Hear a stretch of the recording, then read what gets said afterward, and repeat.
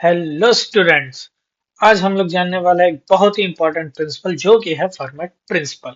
और इसका बहुत ज्यादा यूज हम लोग करने वाले हैं रे ऑप्टिक्स में, मींस लाइट में।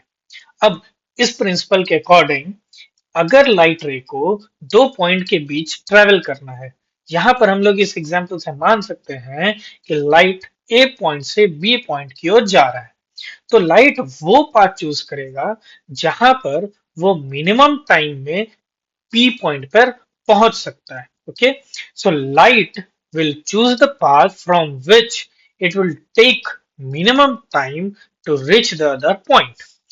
Now, अब हम लोग इसी प्रिंसिपल को यूज करके लॉ ऑफ रिफ्लेक्शन को डिराइव कर सकते हैं। सो सपोज ये है एक प्लेन मिरर और इस पर मैं एक इंसिडेंट लाइट रे बना रहा हूं। इस पॉइंट को मैंने मार्क कर लिया है ए और इस पॉइंट को मैंने मार्क कर लिया है बी। इस पर मैंने बना लिया है एक नॉर्मल। इस वक्त मैं नहीं मान रहा कि एंगल ऑफ इंसिडेंस और एंगल ऑफ रिफ्लेक्शन इक्वल है। मैं इसे मान रहा हूं एंगल अल्फा और इस वाले को मान रहा हूं एंगल बीटा। अब मैं इसे एक ट्रायंगल बना लेता हूं। ये बन गया दो ट्रायंगल और ये रहा एक राइट एंगल ट्रायंगल और ये दूसरा राइट एंगल ट्रायंगल। इस लेंथ को मैंने ए माना है और इस वाले लेंथ को मैंने बी माना है। अब इस डिस्टेंस को x मान सकते हैं और अगर मैं इस पूरे डिस्टेंस को d मान लूं तो ये डिस्टेंस हो जाएगा d माइनस एक्स। ओके, दोनों ट्रायंगल का बेस आ चुका है हमारे पास। अब हमें चाहिए हाइपोटेनस। तो इस वाले हाइपोटेनस को मैं लिख देता हूं A square plus x square और इस साइड के हाइपोटेनस को मैं लिख देता हूं b square plus D minus x square.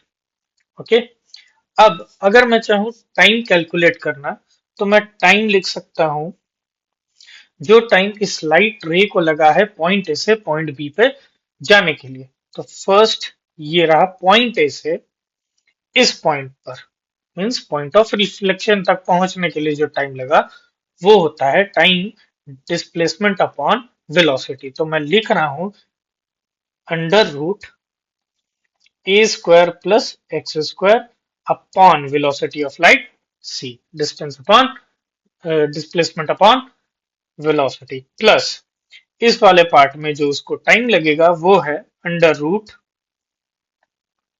P square plus D minus X का whole square upon velocity c।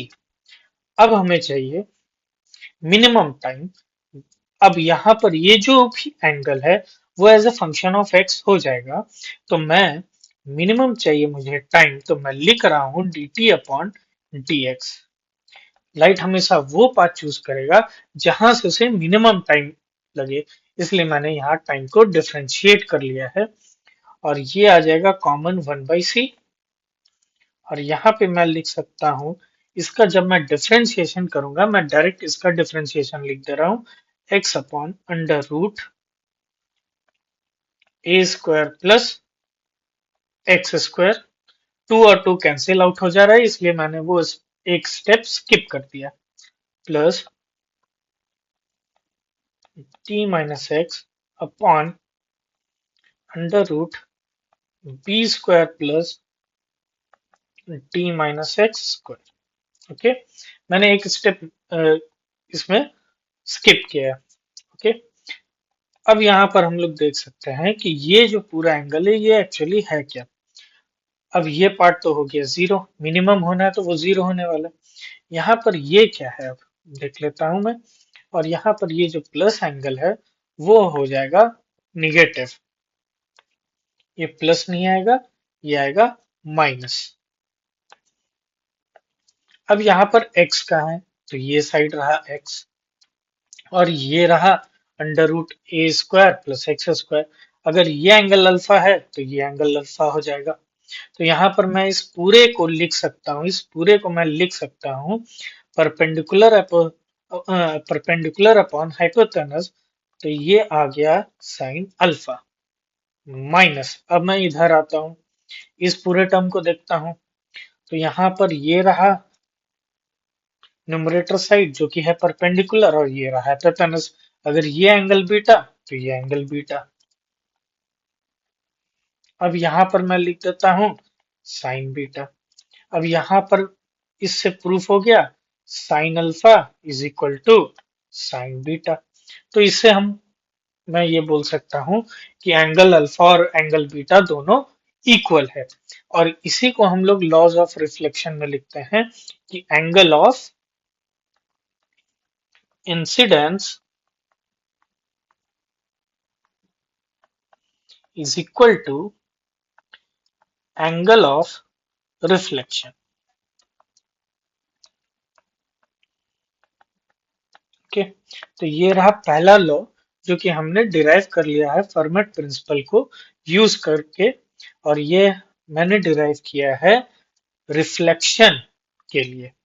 अब मैं इसे डिराइव करने वाला हूं रिफ्रैक्शन के लिए, और डिराइव करूंगा स्नेल्स लॉ। स्नेल्स लॉ को काफी बार लोग बोल देते हैं कि ये एक एक्सपेरिमेंटल वैल्यू है, एक्सपेरिमेंटल एक्सप्रेशन है, इसे डिराइव नहीं किया जा सकता है, but will try it. Okay, तो ये रहा फर्स्ट मीडियम जहां से एक लाइट रे आ रहा है। ये मैंने बना लिया एक नॉर्मल, और मैंने इसे बेंड करवा दिया है नॉर्मल की ओर। वापस से इसमें भी मैं बना रहा हूं ट्रायंगल। ये बन गया ट्रायंगल, ये साइड है ए, ये साइड है बी, इस साइड को वैसे ही मैंने मान लिया एक्स, तो ये साइड हमारा हो जाएगा D minus x. Same expression जैसा हमने रिफ्लेक्शन के लिए लिया था। ये साइड हो जाएगा a square plus x square, और ये साइड हो जाएगा b square plus t minus x whole square. ये रहा एंगल आई, तो ये भी हो गया एंगल आई, ये हो गया एंगल आर, ये एंगल हो गया आर। ओके, इसको हम लोग डिराइव करने वाले हैं यूज करके, और डिराइव करेंगे स्नेल्स लॉ। तो फिर से हम लोग लिखते हैं, ये रहा पॉइंट ए बी, हमें लिखना है time. So I am writing t is equal to distance upon speed और डिस्प्लेसमेंट अपॉन वेलोसिटी। तो फर्स्ट पार्ट के लिए मैं लिख दे रहा हूं time a square plus x square upon v one. क्योंकि दो अलग मीडियम है तो वेलोसिटी डिफरेंट होंगे, इसलिए मैं ऐसा लिख रहा हूं। प्लस दूसरे मीडियम में उसे टाइम लगेगा b square plus D minus x square upon v two. Okay, यहाँ इस मीडियम के लिए वी वन और इस मीडियम के लिए वी टू। अब इसे मैं डिफरेंशिएट करूंगा, D T upon D X is equal to आ गया वन अपॉन वी वन, और तो इसका डिफरेंशिएशन आ गया वापस से वही, मैं 2x और नीचे का 2 कैंसिल करके डायरेक्ट एक स्टेप स्किप करके लिख रहा हूं, A square plus x square minus 1/v2, और इसका डिफरेंशिएशन हो गया d minus x upon B square plus d minus x square under root. Okay, now ये जो पार्ट है मिनिमम होना है, तो इसे मैं क्या लिख दूंगा, 0 इज इक्वल टू 1/v1। अब आता हूं मैं इस वाले एक्सप्रेशन पे और देखता हूं फर्स्ट वाला triangle, x upon under root a square plus x square perpendicular upon hypotenuse. मैं इसे लिख सकता हूं साइन आई माइनस 1/v2। अब आता हूं मैं इस वाले एक्सप्रेशन पे, तो मैं देखूंगा ये वाला triangle d minus x perpendicular, और ये रहा हाइपोटेनस। अगेन मैं लिख दूंगा यहाँ पे साइन आर। अब मैं इन दोनों को रीसफल करके लिख देता हूं साइन आई, और यहाँ पर 1/v1 हुआ, is equal to 1/v2 sine r. Okay, मैं ऐसे लिख सकता हूं। अब मैं एक काम कर रहा हूं, यहाँ पर इन दोनों को c से मल्टीप्लाई कर लेता हूँ। c क्या है? Velocity of light. तो यहाँ पर मैं देख सकता हूँ ये है क्या? Refractive index. फर्स्ट वाले मीडियम का रिफ्रैक्टिव इंडेक्स, जो कि मैं मान सकता हूँ μ1, और सेकंड वाले का μ2। तो यहाँ पे c/v1 हो गया μ1 sin i is equal to second वाले का हो गया μ2 sin r। तो ये रहा स्नेल्स लॉ, जिसको कि हम लोग डिराइव कर सकते हैं फर्मेट प्रिंसिपल को यूज करके। होप आपको ये पसंद आया हो। Thank you.